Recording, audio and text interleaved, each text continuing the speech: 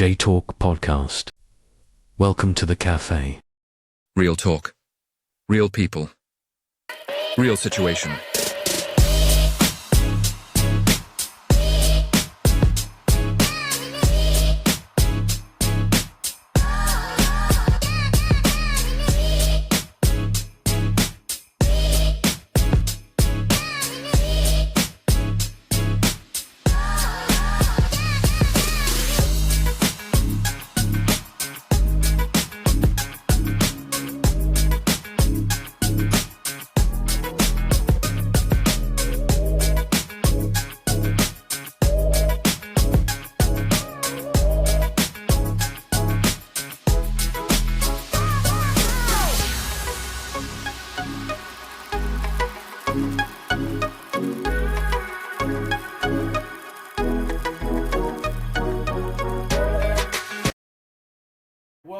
Welcome to J-Talk podcast. Real talk, real people, real situation. We are in the cafe one more time, so y'all know how we do it. Make sure you get you something to drink.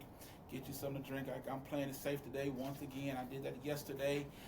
Normally have coffee, but today I have some tea. I got tea today, so y'all just pray for me. Don't judge me too much. I got tea today. Because I have a great man with us in the cafe today. To my cafe people, I have none other than the great, I'm going to use the whole title because he doesn't like titles, the Reverend Dr. Andy Mangum. How you doing, sir? How you doing? I'm good. Oh, man. And you got my last name right, which That's it. hard. I get called Magnum a lot. Oh, so. really? Wow. Yeah.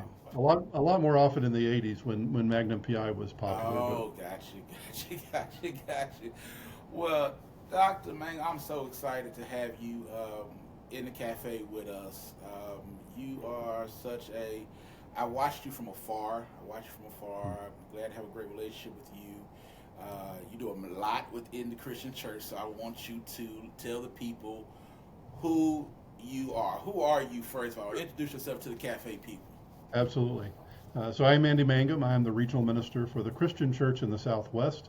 So that's technical title is middle judicatory for 330 churches in Texas, New Mexico, and the Panhandle of Oklahoma.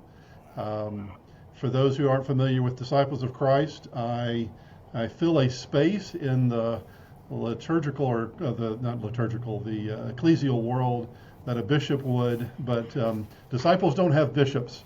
We used to say we don't have bishops, we have editors. I'm not much of an editor either.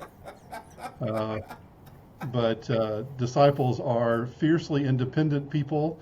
So churches don't like bishops making decisions for them, and individual congregants, disciples don't like churches making decisions for them either. So we all work on covenant.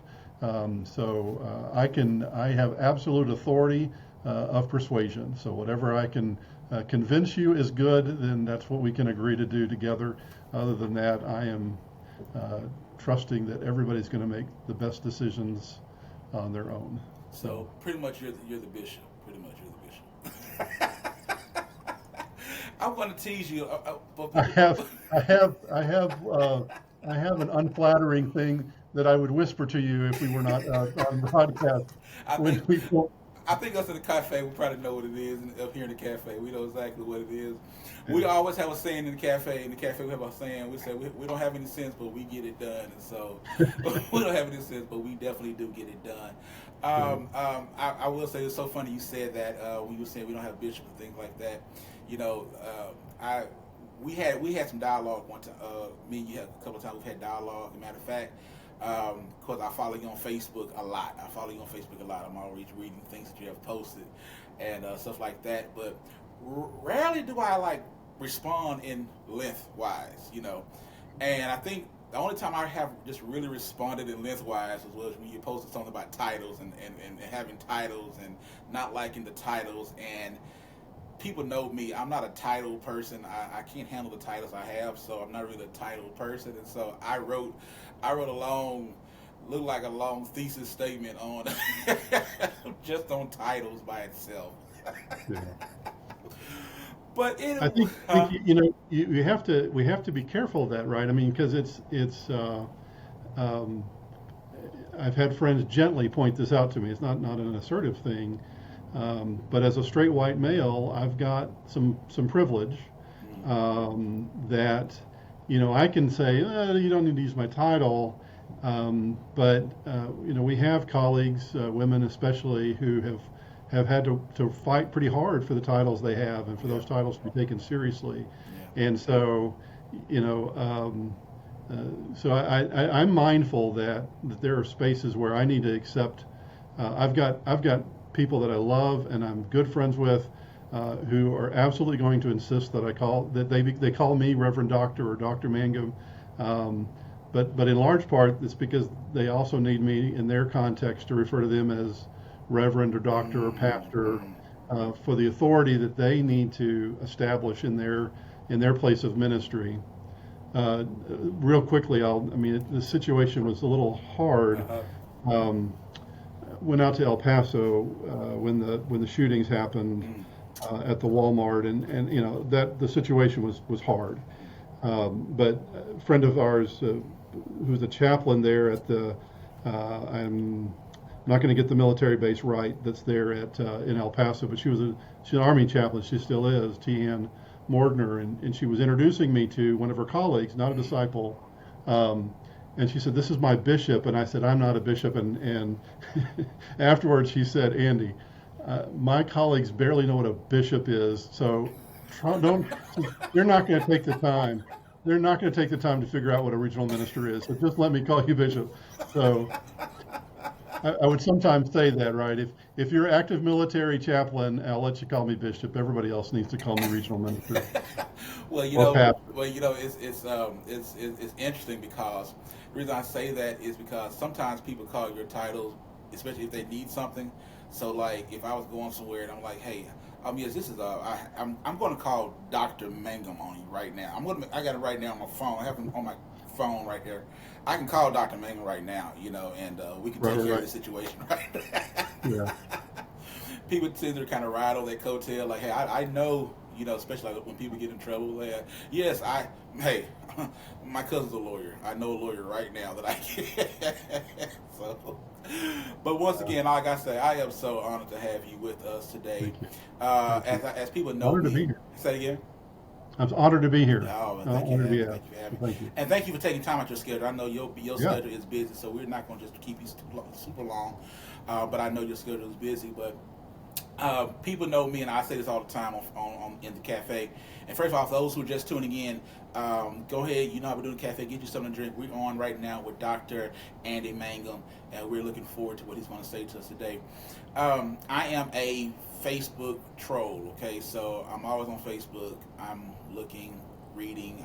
I'm just nosy. I'm in people's business. I'm just Yeah. nosy.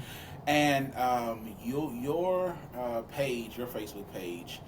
Let me first off say this: if it's safe to say, anything that Dr. Mangum says today is not a reflection of the Christian Church Disciples of Christ. He's speaking on behalf of Dr. Andy Mangum. That's who he's speaking on, not of any representation of the Christian Church Disciples of Christ. All right, now we said that. That's disclosure. Now let's get to business. So, I have watched you. The big elephant right now within Texas, which is around in general, is this whole thing about the school voucher bill. Right. People have been having town hall meetings and things like that. Matter of fact, we just had one here maybe a week or two ago. Wow. In Palestine, and of course it went as a normal town hall meeting that happens as of right now. People come technically not really hear anything. They're not really trying to hear anything. They just want to come and scream and holler, get some TV time, and then they leave. Pretty much that's right. How it's been going. You see it on the news and things like that. And one of the reasons why this platform, this podcast, this space was created is, yes, we do hit the hard questions. We do try to ask the hard questions without the camera so and so, or without the audience, to say that without the audience who can interrupt but want to hear. But also it's about information. We come to this platform to get information, Sometimes it's political. A lot of times it's religious, and I definitely want to have you back on here because I want to give you this time to talk about this bill. I'm very excited about the other stuff that we have written down to talk about definitely in regards to looking at how. Let me get this corrected down. Talking about the scripture, specifically how to read scripture responsibly and the authority, but not as a fundamentalist. I went to the WHW conference in Houston, and I go there every year. And when I tell you, oh my gosh, that's what we talk about: doing scriptures correctly, reading scriptures correctly, looking at it in context. Right. So I want to give you the full time to talk about that because that's right up my alley. But today I want to talk to the people. I want the people to get instruction and know what's going on. So you went to Austin. And you had an opportunity to do some things up there. Talk to us about what's going on up there, what you did, things like that. Sure. So for those who don't know, the SB 2 and SB 3, Senate Bill 2 and Senate Bill 3, which have been passed, were proposing plans that Governor Abbott is really pushing hard to get through the House now. Plans to spend, I think it's $1 billion, to provide $10,000 per student vouchers for however many vouchers that would pay for. There's differentials between just a regular student and a special needs student, but those vouchers would be used to pay for private school tuition for families to do that. And so I'm not a technical member, but have been connected to an organization that was started by a man named Charlie Johnson, Reverend Dr. Charlie Johnson, a Baptist pastor, that's called Pastors for Texas Children. And among the things that they focus on really is preserving public education. So I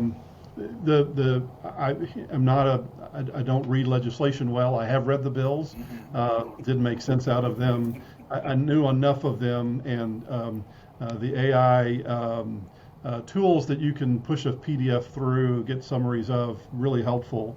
But the objections to the bill, could really run the gambit of philosophical to pragmatic. In general, and this is a commitment I have that goes back to when I was 17 years old, heard James Dunn, the president of the Baptist Joint Committee on Public Affairs, speak at my local church growing up. That was a watchdog organization that protects First Amendment rights, and really just began to understand the importance of that First Amendment protection that says Congress shall make no law respecting an establishment of religion or restricting the free exercise thereof.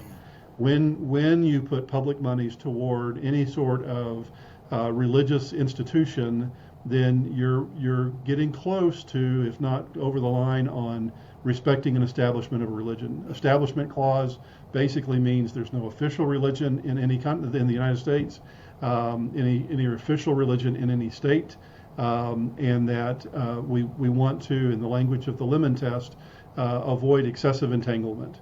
And so what I think people don't necessarily take into account who see this bill. I have a good friend who reached out to me and shared with me her struggles. She's in a school district where she doesn't feel like her son is safe. She's worked 2 jobs. She's a single mom working 2 jobs to pay for the tuition for her son to go to a private school.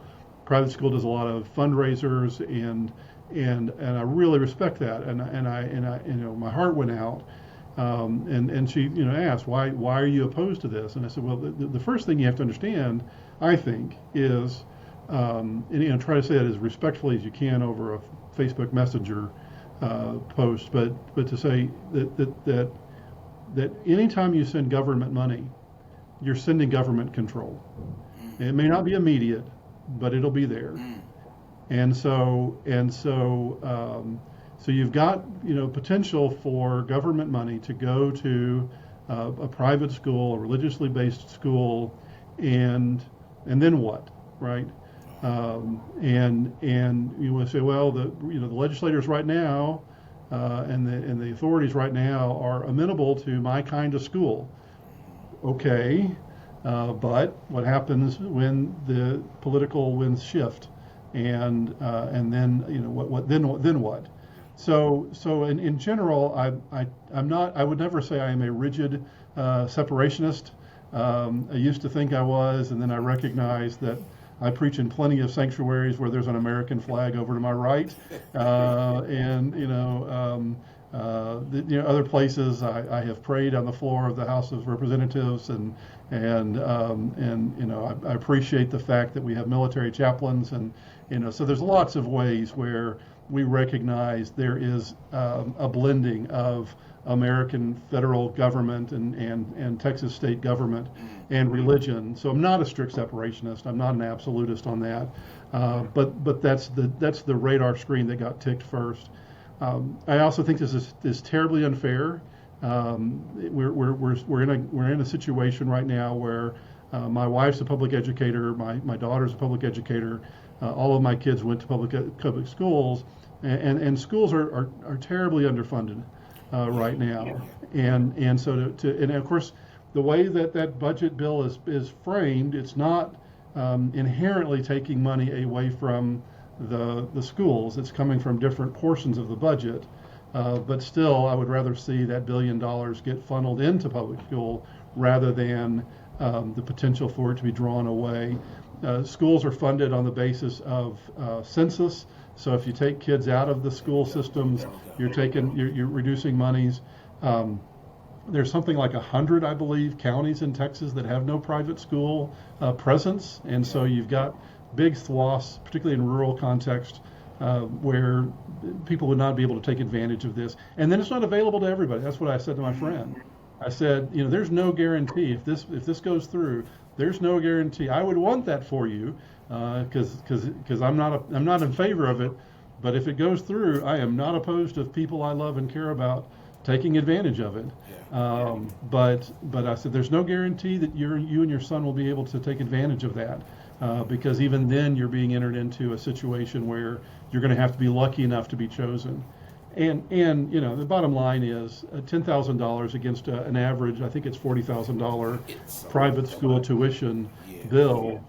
You're not. It's a coupon, and it's a coupon that's going to benefit the more affluent members of our state, and not really be a benefit to the poorest members of our state. So lots of reasons why I don't think it's a good idea. I don't have a lot of antagonism about that. I'm not angry about it. I do question why our governor is so intent on pushing it through.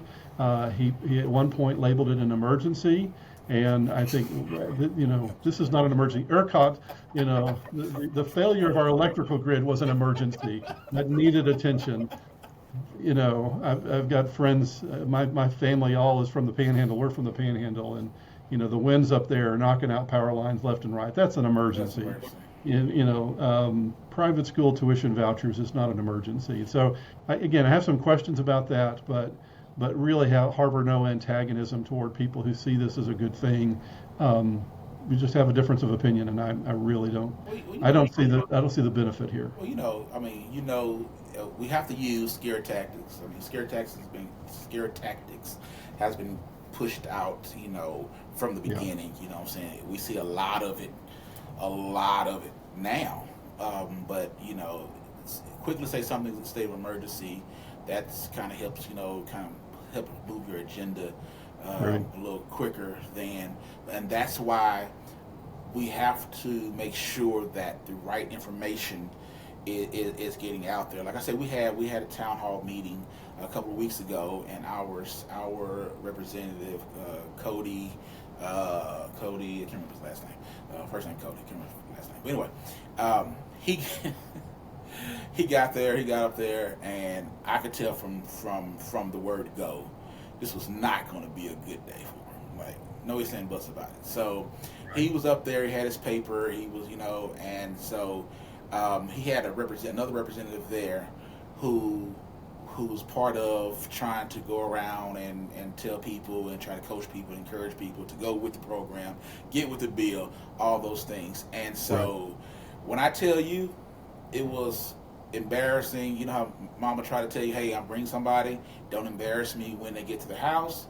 And nobody heard Cody say that because when his guests came and sat on that stage, they let him have it.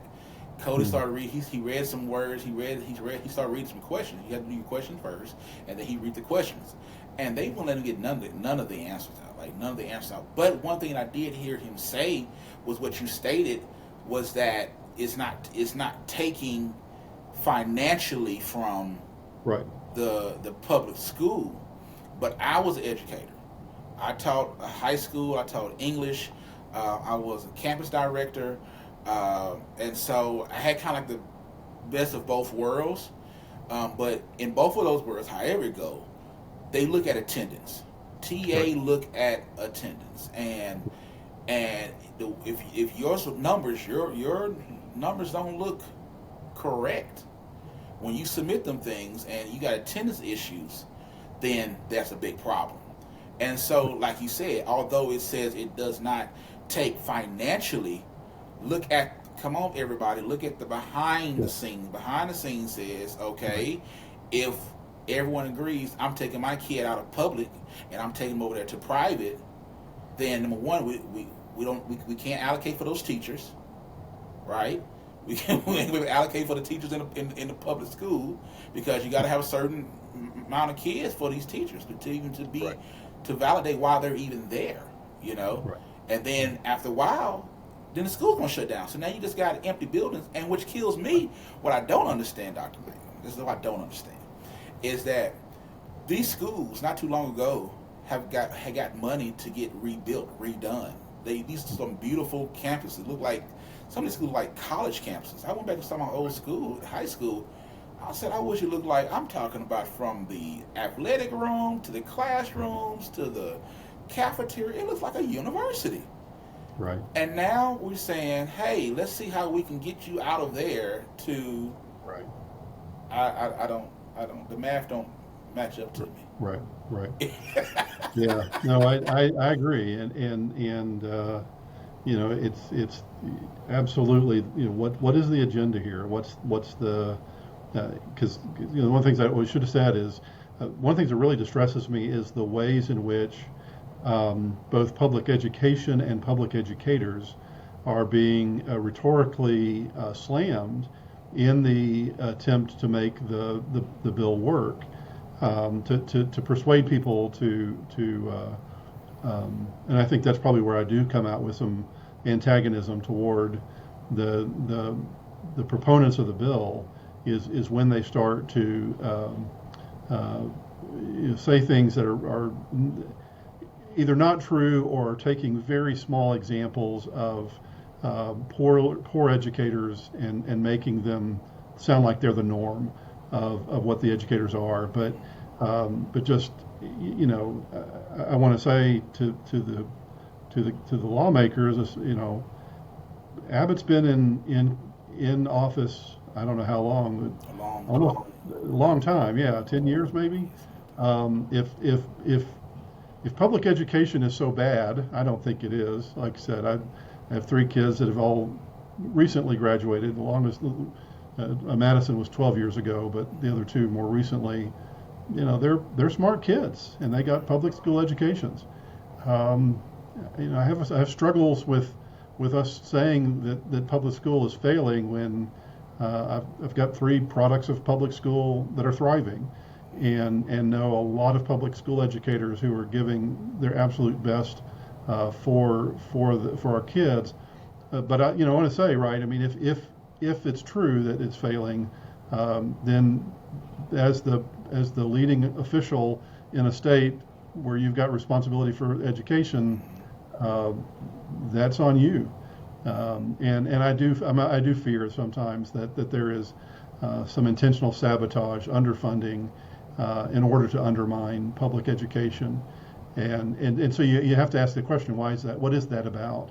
Correct. In Abilene, say a little bit longer story, if it's okay, No, please. Pastor. But when I was growing up, the five junior highs, they weren't middle schools yet. The 5 junior highs that were in Abilene were Madison, Franklin, Lincoln, Jefferson. Those are familiar names to everybody. Correct. Yes, they are. And then my alma mater, Horace Mann Junior High, right?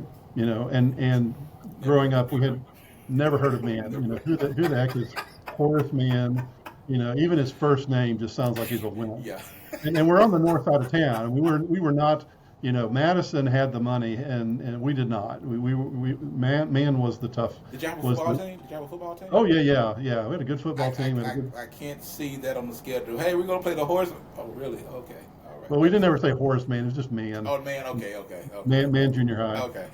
But you know, I grew up and began to find out. You know, he's essentially the inventor of public education, universal public education. Okay. And he's a Massachusetts statesman, but really was an advocate for not only abolition but also for universal public education. And his reasoning was basically this: if we're going to be a democracy and we're going to give everybody the right to vote, which we should, then the health of our government, the health of our democracy, depends on an informed electorate, which means they have to have the brain power to think. And so we need to give everybody the education. We're going to give everybody the vote, so we need to give everybody the education so they can do the right things with that vote. Correct. So you know, public education was not ever considered. I should say ever. It was not originally intended to be an economic benefit. It was not about making people employable. For Horace Mann, at least, it was about making them good citizens. And so when I see people trying to undermine education, there's a part of me that says, well, what are you really trying to undermine here? And is it that you're trying to undermine democracy? Is it you're trying to remove one of those basic resources that we have to have an informed and intelligent electorate to make shared decisions? So anyway, I don't like you say, and I guess another one of my questions is, you know, I even ask myself this question: why now? You know, Right. Literally, why now? If it's been an issue, people have talked about it before. If it's been an issue, why is it now? Through all of this, is it to cover something bigger up, like you're saying? Is this cover, you know? And once again, I'm not a conspiracy theorist, and none like stuff. That I don't have that type of platform where it's conspiracy. But some things are just blatant. Some things are just you don't have to have a doctorate degree to see some of the things that are going on. Let me say this: like I said, I worked in the school system, in public school. You got retired teachers who have been working in the public. They have seen their students go and come back to teach. They have seen them, you know, go and have successful careers and successful jobs. Okay, I mean, it's just what it is. But to now tell those teachers that, hey, your teaching was not good enough. right. You know, and you think about it, okay, I have a cousin who went to a private school, okay, and when I tell you they pay college, it's like paying college tuition.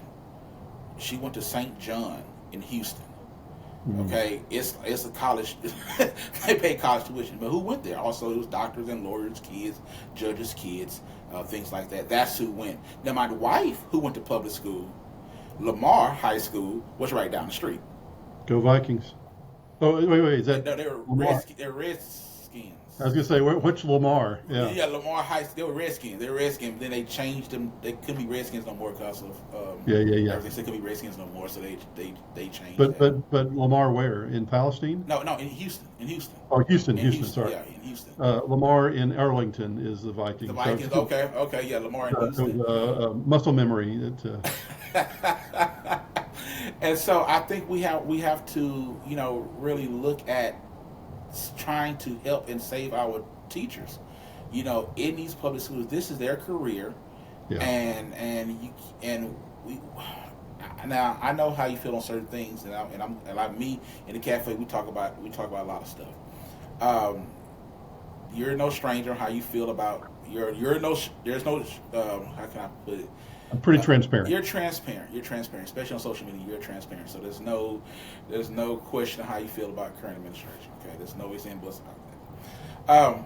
But with the things that are going on right now in America, okay, you know, so we're talking about this whole thing, the school system, things like that. I'm trying to see, do we follow the money? I feel like if we follow, you know how when people do an investigation, they like follow the money. You want to find who did it? Follow the money. Right. Yeah. He's like, I think, for me, I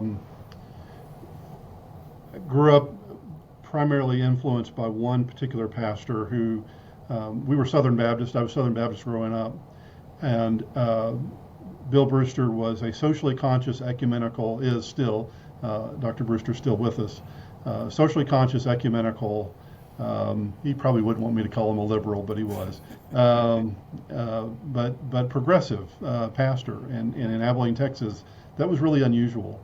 But is my primary influence in all of that, and so kind of coming of age, listening to a lot of Tony Campolo, embracing the legacy of Martin Luther King Jr.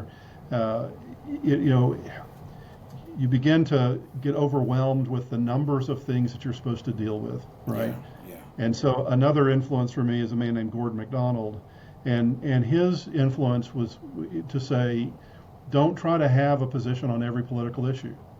Pick those things that matter most to you, and make the difference. And so, particularly in Arlington, that had a lot to do with food insecurity. 76075, well, whatever our zip code was, 76010, I think was our zip code. But it was a food desert, which means that you have kids that are not within walking distance of a grocery store, and there's no public transportation in that city. And so that's what we worked on. We worked on that through a community garden, through other sorts of collaborations. And so kind of going into this most recent administration, and feeling just the weight, and of course social media multiplies the anxiety around the issues. I kind of said that, went back and reset myself and said, okay, what is my one issue? What are my two issues that I'm really going to focus on with this administration? Public education is always going to be there for me, more as a family member of educated educators than as a pastor. But pastorally, what's on my radar screen right now, because I can't deal with it all, is the criminalization of compassion. We've got people right now saying empathy is a sin. We had in 2019, we brought an emergency resolution to the General Assembly of the Christian Church Disciples of Christ to essentially say that because there was this movement to criminalize compassion, people were getting in trouble for giving rides to undocumented immigrants out in the middle of the West Texas desert, just getting them off of the highway and to a place where they can get sufficient hydration. There are nonprofit organizations that will go to desert spaces in Arizona and put out water bottles for people that are trying to make their way across that border, just so that they don't die. And we've seen footage of folk coming through and crushing those, and so I think that to me is what we're seeing, is the criminalization of compassion is really my is my focus right now, in terms of what with the ways. And it wasn't just a cutting of finances of USAID, right? I mean, you look at the rhetoric that was leveled against USAID, calling out an organization of corrupt and immoral. And I do enough with what our ministry is called Week of Compassion. I do enough with Week of Compassion to know that those organizations are doing the best they can, are very responsible with the funds that they receive. If you need to cut them, you need to cut them. If that's how you're going to balance the budget, I don't think you need to cut it. That's not, but saying it's just the criminalization of that. It just scares me. I'm worried. We've got ministries on the border, and I'm just, I go to bed at night, I think, what's going to wake me up at 3:00 in the morning? And I'm terrified of the possibility that I'm going to get a call that that some of our friends and ministers on the border have been arrested because they were helping somebody that the government has decided to scapegoat. So yeah, I can, I think Dr. King's legacy was that that those who are the oppressors need to be freed from hatred as much as the oppressed need to be freed from their hatred. And in a theoretical way, I see how beautiful a theory that is. In practice, when you're dealing with people that are doing things that you find cruel and whatever, I mean, it's a lot harder to practice, Correct. than it is to say in theory. So I try to hold on to that, and I try not to allow anger to drive too much of what I do. And like you say, you follow me on Facebook, so sometimes I give in to that anger, and we'll post I'm things. not gonna lie to you. I'll be sitting there coaching. I'll be like, get him, Andy, get him, sick him, Andy, sick him. Yeah. But you know what? But you did say something. You did say something that I truly believe, and I've been saying this, that I believe that is the strategy. Like you said that you had to take one thing. Okay, let me get my emphasis on this one thing. And I believe that is the strategy, that has been the strategy of the current administration, is we're going to throw everything out there. Right. We're going to overwhelm you all with everything. Shocking on. And when we do that, something's going to slip through. Now we're talking about the same administration where Ukraine is the enemy. To nobody in the world does that make sense to, other than Russia, but nobody else it doesn't make sense to. Okay, so everybody can't be special. Everybody can't be off their rockers. Not everybody. No. Well, and a friend of mine from he was we used to play around a lot on the block together. And when I made what I said about Canada, right, and trying to annex Canada, and I said that mainly to be in solidarity with the regional minister of Canada, who's a colleague of mine, and but my friend pushed back and said, Andy, you can't believe that Trump is serious about this. And my pushback was, we don't have decoder rings to determine when this president is being serious and when he's throwing stuff on the throwing the noodles against the wall and seeing what sticks. Yeah. And so I think and I think we're seeing this in the Texas House as well. A bill was proposed before the deadline trying to outlaw animal behavior in public schools. It's called furries, and I don't remember exactly what it's called. So is that for real? I saw that. It is for real. I'm sorry, because sometimes I don't know if the news, because if I watch the right channel, if they were just it's trying to be funny, if it's an SNL skit they're playing with. I don't know these days, like really. But they were saying acting out animal litter boxes, and people like, where in the world? What school had litter boxes where the kids were acting like cats? Right. Like, so we have no confirmed reports of schools acquiescing to the point that they were giving kids litter boxes. I'm sorry. But we do have there is a cosplay furry community, and there are people that will identify as animals in that sense. And but again, for me, the issue is how big is this? How many people are talking about when I taught for a brief time academic debate. At a community college, and of course did debate in high school, and one of the stock issues is significance, right? The affirmative has to prove that the issue that they want to make change on is significant. Where's the significance here? compared to a whole lot of other things. And And that's the distraction part. I think right, that's exactly, the distraction part. exactly, You know, exactly. It's we need it's a to it's a change yeah. the ingredients in. We need to take the ingredients out of roach spray. Let's pass a law about what you know. Right. That's the distraction. It's the distraction. It's the That is the distraction. distraction. It's a distraction, and it's the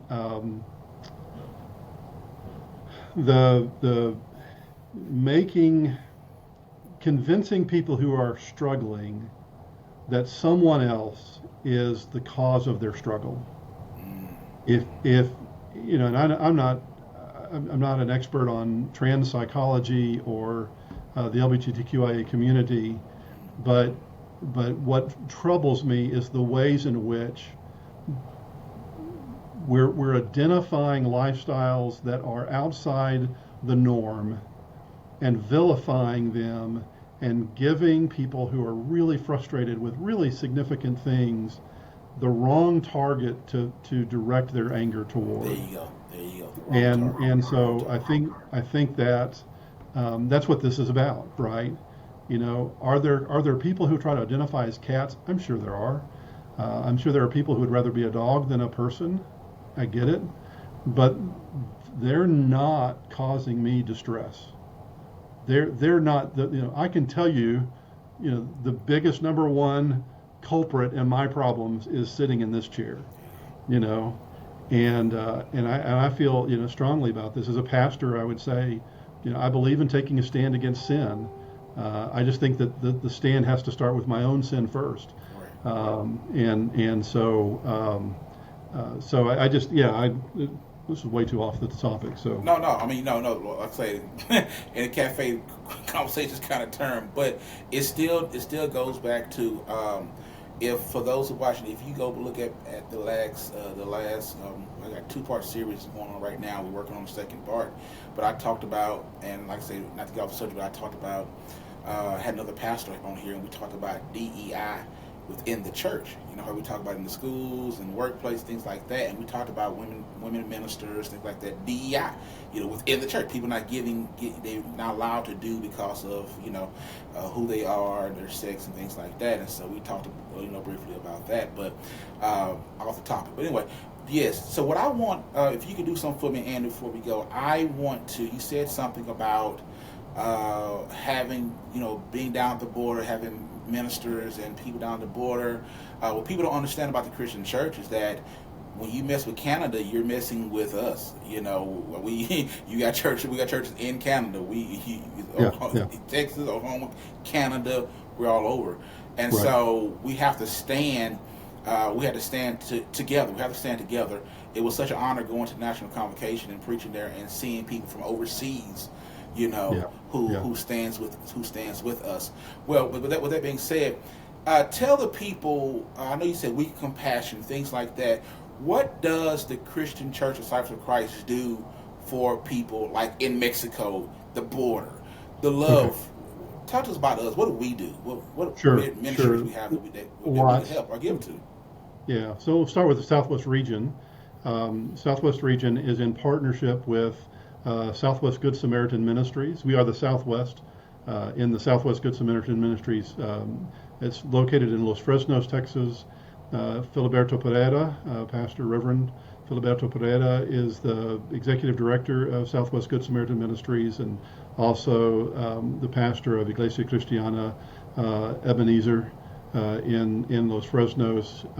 Was named by the UN as one of the significant workers for refugee resettlement, human rights. And his ministry, I'm not going to get his years right, but Filiberto is 85 years old. He's still going really strong, but had been in Cuba, had spent over 1,000 days in a Cuban concentration camp, work camp, because he opposed Castro's regime. He and his family, Joel, his son, a good friend of mine, was a little boy. He says he can still remember. It's heartbreaking when Filiberto tells his story, but he said he can still feel little 3 or 5 year old Joel's hands around his leg as they were coming to take him away. And so they did. He got out, and then they made it to the United States on a freedom flight. Were able to come to the United States, and the disciples and the Baptists were both offering him jobs. And the Baptists wanted to send him to New York to start a Cuban church there, and the disciples offered him a place in Texas. And he said, I want to go where I can help refugees. I was a stranger, and you invited me in. I want to go. So he's fiercely patriotic, and he's thoroughly disciple, and is one of the most Christian men I know. That ministry does a lot. So there's a partnership. Lots of different things in the North Texas area. We talk about Mike's Kids. We collect toys and clothes and whatever they say they need, and send a semi down there at December to distribute. They distribute lots of beans and rice. One of the primary ways that they help is by when a person is released from a detention center, they've come across and they're seeking asylum or they're seeking refugee status. They have to go to a place where somebody knows them, and so that person may be trying to get to Indiana or to Oklahoma, wherever they've got family, and so what Southwest Good Samaritan Ministries will do a lot of is help people get there. We do some housing of refugees while they're waiting to get to their next place. But that's really an incredible ministry that we do as disciples, and just some really good work. Week of Compassion started in 1940 something, right after World War II, as we were helping people rebuild after the Second World War, and it just kind of kept going. So it is our emergency relief fund. It's also an immigration and refugee resettlement ministry. A lot of what we do there is funding. Our Johnny Ray, the former director of Week of Compassion, used to say, "Your dollar goes further. A dollar given a Week of Compassion goes further than any dollar that you give." This is kind of technical. I don't know how wonky you want me to be, but when you're looking at nonprofit assessment, when you say, is this a nonprofit that I want to give money to or not, part of what you look at is percentage of the dollar you give that goes actually to the aid, and roughly 50% is your baseline. So that 50% of the dollar you give to Red Cross or Habitat for Humanity. I don't know these. These are not accurate statistics, right? But you say, okay, you pretty much know that dollar, 50% is going to go to salaries and office supplies and overhead for the ministry. As long as 50% of that goes to aid, that's sort of the baseline. I don't know exactly what our percentages are, but they're closer to 90% for Week of Compassion. So about 10%. You don't want us with 30% or 20% going to the aid and the rest going No, you get 90% goes to aid, about 10%, I think. Again, I'm on their board, and so I should be speaking more Come on, effectively. Andy. Yeah, but Caroline or V or somebody can come on and correct me later. But just it's a really good. I mean, we're really good about making sure that those monies go to support the needs that we're giving money for. So those are things in Texas where we have benefited from Week of Compassion. I started ministry as Harvey was kind of in it was no longer hitting Houston, but we were dealing with the aftermath, and Week of Compassion was there helping churches, helping disciples rebuild after that disaster. In the Great Freeze, Week of Compassion was there for us. In tornadoes and fires, they've been there, as well as globally to contribute to needs of hunger relief or when tsunamis hit. So that's Week of Compassion. The week is actually a week in February, but you can give to Week of Compassion year round, and that's one of the ways that we do things. Something else that we have that I feel very, very good about, it's through our Disciples Home Missions. We have an immigration lawyer on retainer who helps our disciples pastors who are on R1 visas move to permanent resident status. They can't. We don't have the kind of money to to help every disciple who is seeking resettlement here with legal support. I wish we could, but we do work with our pastors especially. And so I can tell Charles's story just because I know. He's told me to tell his story. He likes me to tell his story.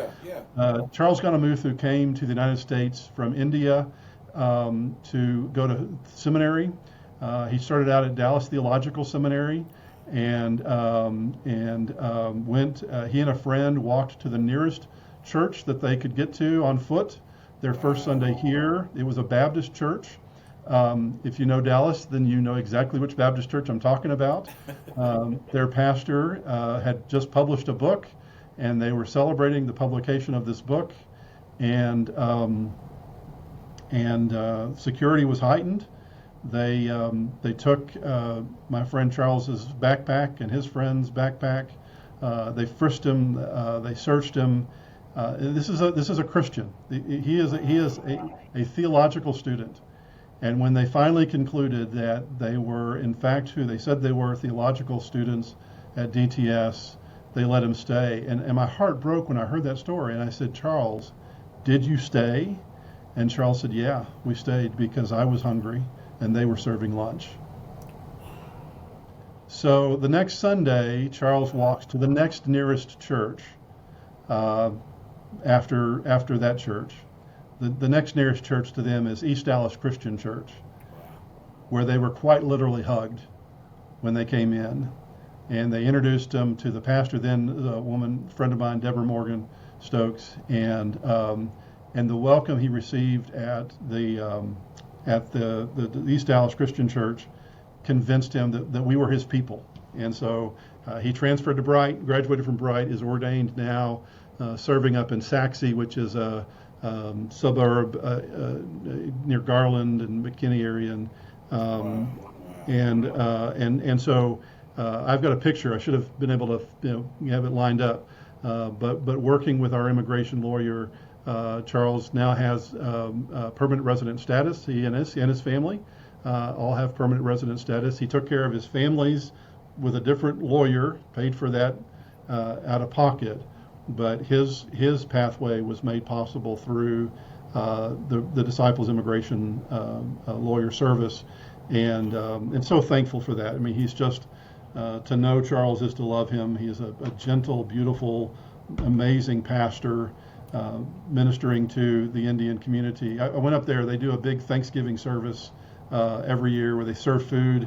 And I like spicy, and it's spicy. Yeah. But they sang this song. I wish I could remember the name of the song, but he plays the keyboards and he leads his song singing, and so they're doing this song that's got the same melody, but the words were shifting, and you watch the screen, you think this is not even the same language, and then he's calling people's names out at the beginning of each verse. He's calling out names, and I actually think he called my name at one point. But we sang it in English, and so I asked him about this song later, and he said, yes, that's a song from India. It is written in as many different languages as they could find in India, and it's a praise song. It's a Christian praise song, but it was written in order to give the whole of the Indian Christian population a song that they could sing together. And he said, I'm calling out because he said, I don't speak all of the different dialects in the room. And so I'm calling out the people who do. So when it became, when it was the English verse, I was supposed to sing out because English is my, I'd say, native language. It's my only language. But just to, I think we talk about DEI, and that's a whole different conversation. But I want to just say, right, that part of the reason diversity is not just a reality; it's a value, and